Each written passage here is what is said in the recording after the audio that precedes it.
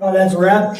Anyways, wait, I got one for Snow. It ain't a rap, dog. Relapse. UFC motherfucker. What's up, Snow? I gotta ask you this. You stopped the guy with the 8-fight win streak. Do you feel like Sean Strickland did enough to get the next title shot in the middleweight division? Yes, I fucking did. I don't think this thing works. I'll stand up. Yes, I did enough. Listen, you don't want to see any of these motherfuckers fight that little Chechen whore. You want to see the last fucking American in the sport going fuck that guy up. And that's what's gonna happen.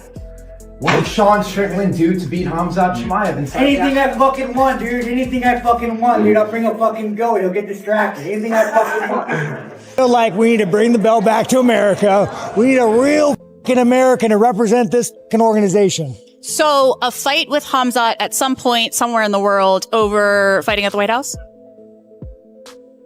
Well, first of all, guys, I'm not leaving this country ever again. I'm an American. I'm not leaving. I'm not traveling. I'm not vacationing. I'm going to die on this fucking soil. So it will be in America. Where the that is, I'll be there. What do you want next, Sean? I don't know, man. Chimaev finally gets off the bench, dude. I'd like a piece of that little Chechen whore. But you never know with him, bro. You never know that guy, but that's what I want. I kind of thought you started going a little wild. And like, no part of you slowing down. But you need to be a little bit more sloppy.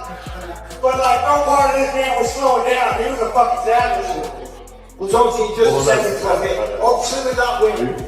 Fluffy just won 8 in a row. You something. You're a former champion. What do you want next? Alright, so strip away all the recycled trash talk. Forget the flashy pre-fight antics and social media theatrics that usually cloud these moments. Heading into this showdown, there was a raw, almost uncomfortable intensity radiating from Sean Strickland. He wasn't just clocking in for another paycheck or casually strolling toward fight night. He had buried himself in preparation, grinding in silence, putting in savage rounds behind closed doors. Everyone around the sport could feel it. This wasn't routine, this wasn't noise, this was different. From him stood Anthony Hernandez, better known as Fluffy, a man whose suffocating pace had quietly turned him into one of the most dangerous puzzles in the division. The MMA world was split straight down the middle. Some analysts argued Strickland's trademark forward pressure and volume would drown Hernandez in output. Others believed Hernandez's relentless grappling and cardio would drag the former champion into a trench war he couldn't escape. But one truth hovered over everything: this wasn't just another matchup on a crowded schedule. It had morphed into a genuine proving ground, a make-or-break moment, a fight that could shift trajectories overnight. Sean Strickland!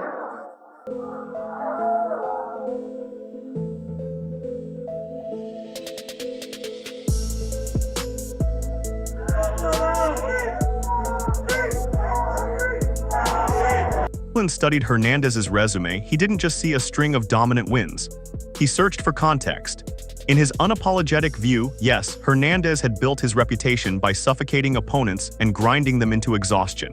But Strickland questioned the layers beneath those performances. He believed not every dominant showing told the full story. Injuries going unnoticed, fighters limping into camps, whispers of chaotic preparations. Competitors stepping inside the cage at less than full capacity. So when the crowd marveled at another one-sided Hernandez mauling, Strickland wasn't shocked. In his mind, he understood the hidden variables. He believed he saw the cracks others ignored.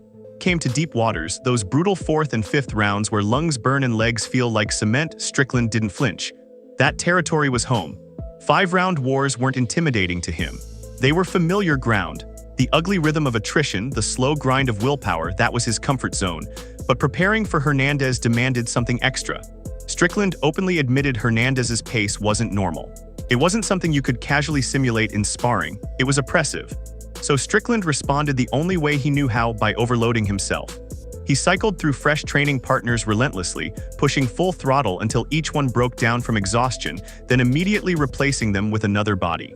Again and again, because if the fight devolved into chaos and desperation, that misery suited him. He wanted it ugly, he wanted it exhausting, he wanted it suffocating. Know that about this guy? Like, when do you know that about a fight? I mean, that's how he's made his career, just like laying on guys, you know. But it's hard. Like, he fought Roman Dolidze, and I mean, Roman Dolidze did his camp for us. He had his, like, again, talk about injuries. He hurt his back. He didn't even train really at all that fight camp. So, like, you know, Fluffy goes in there and mauls him, and everyone's like, "Oh shit!" And you're like, me, has been with Roman Dolidze for 10 weeks. I'm like, this guy didn't train at all. Like, he couldn't. His back was. But, you know, Roman had the idea that I'm just going to go in there, I got good jiu-jitsu, and I'm going to armbar somebody, and then lights come on, it doesn't happen. Yeah. So there is, like, it's kind of weird from insight, from knowing guys he fought, like Roman, where you're like, well, I know you felt like a badass, but, like, you should have seen what we've seen for the last 8 weeks. You would have been like... Strickland believed the championship rounds would naturally tilt in his favor. Hernandez saw a broader picture. For him, this wasn't a once-in-a-lifetime spotlight moment. It wasn't about hype. It wasn't about proving critics wrong. It was another calculated step in a steady ascent toward gold. He didn't measure fights by pre-fight buzz or headline status. He measured them by forward progress. The belt remained the destination. Whether defeating Strickland placed him directly at the doorstep of a title shot or left another obstacle in his way didn't matter. His mindset wouldn't shift. Hernandez wasn't hunting shortcuts. He was prepared to systematically eliminate whoever stood in his path until his claim became undeniable. Layup. You still, how do you feel about going into those 4th and 5th rounds knowing that it's going to be miserable? You welcome that, or you just like, I'll do it, I have to do it? Yeah, but like, I mean, I don't know anything else in 5 rounds. Like, you just train for that, you know? Like, we did 5 rounds in here. I mean, you've seen 5 rounds in here, and then... Generally, I tried. You're like Fluffy's a hard guy to train for because there's nobody that really fights like him, you know, that like has that pace. So a lot of my training is like my wrestling rounds are outside of sparring. I'll go and I'll get guys. But I mean, you see me spar today, you know, you just like go with a guy until I become. Speaking about Strickland, Hernandez maintained a calm, almost clinical respect. He acknowledged him as a hardened former champion, a fighter who had proven himself repeatedly under immense pressure. But Hernandez refused to get caught up in legacy narratives. Past victories meant nothing to him. None of them had come against him. In his eyes, this matchup reset the board entirely. The version of Fluffy entering that cage wasn't concerned with what Strickland had accomplished before. He was focused on presenting a completely new, uniquely complex challenge. A puzzle Then came the analytical breakdown from Michael Bisping, who dissected the stylistic collision with cold precision. Strickland, Bisping emphasized, brings relentless volume, nearly 6 significant strikes landed per minute, paired with genuine knockout potential. His pressure is constant, his output suffocating in its own way. But that aggression can leave openings. His accuracy, while respectable, doesn't always mask defensive lapses. Biggest fight of your entire life? I think that every fight's as big as you make it, and like, you know what I mean? I'm not where I want to be. I still want to be higher, so I'm still chasing dreams and goals. So like, I don't know. I just look at it like another fight. I'm gonna go out there to prove myself again and try to knock on that door for the title. Yeah, clearly, with every step you take this step forward, does this fight, Anthony, does this take you to the doorstep of a title fight? Obviously, something that you have badly wanted for a long time. Man, I really hope so. But if not, I mean, there's only 2 more people in front of me to take out. You know what I mean? So, like I said, if I got to take every out, then I will. But, I mean, then there's going to be no one to clear out the division. So, I don't know. I just want the belt. I'll clear that out, and then we go. By contrast, operates with surgical efficiency.